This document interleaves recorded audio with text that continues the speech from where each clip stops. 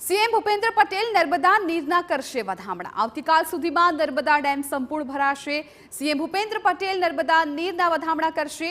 આવતીકાલે કેવડિયા કોલોનીની મુલાકાતે જશે સીએમ। દર વખતની જેમ આ વખતે પણ સીએમ છે એ નર્મદા નીરના વધામણા કરવા માટે જશે। આવતીકાલે નર્મદા ડેમ છે એ સંપૂર્ણ ભરાઈ જશે અને સીએમ છે નર્મદા નીરના વધામણા કરશે।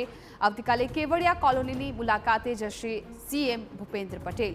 આ એક પરંપરા રહી છે। દર વર્ષે સીએમ દ્વારા નર્મદા નીરના વધામણા કરવામાં આવતા હોય છે, ત્યારે આ વખતે પણ નર્મદા ડેમ છે એ સંપૂર્ણ આવતીકાલ સુધીમાં ભરાઈ જશે અને ત્યારબાદ સીએમ ભૂપેન્દ્ર પટેલ છે એ કેવડિયા જશે, વિધિ વિધાન સાથે નર્મદા નીરના વધામણા કરશે।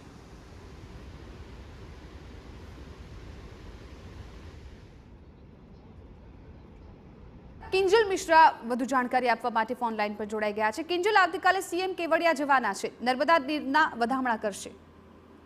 જી બિલકુલ, જે રીતે આપણે પણ કહ્યું કે નર્મદા નીરના વધામણા એક પરંપરા રહી છે। પહેલી વખતે જ્યારે નર્મદા ડેમમાં પાણી આવે છે ત્યારે અને ત્યારબાદ જ્યારે ડેમ સંપૂર્ણપણે છલોછલ ભરાઈ જાય છે, એ આખું એક કહી શકાય કે નર્મદા એ ગુજરાતની જીવાદોરી છે અને એ જીવાદોરીમાં જ્યારે નર્મદા નીરના જ્યારે વધામણા છે એક વર્ષોથી આ એક પરંપરા રહી છે।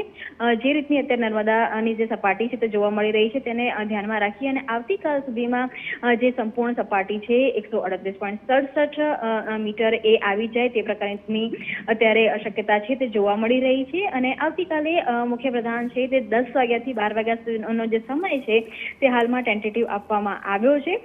જે અલગ અલગ બેઠકો જે છે નર્મદા ખાતે કેવડિયા કોલોની ખાતે વહીવટી તંત્રની તે ચાલી રહી છે અને આવતીકાલે મુખ્યપ્રધાન કેવડિયા કોલોની જશે અને નર્મદા નીરના જે વધામણા છે તે કરશે।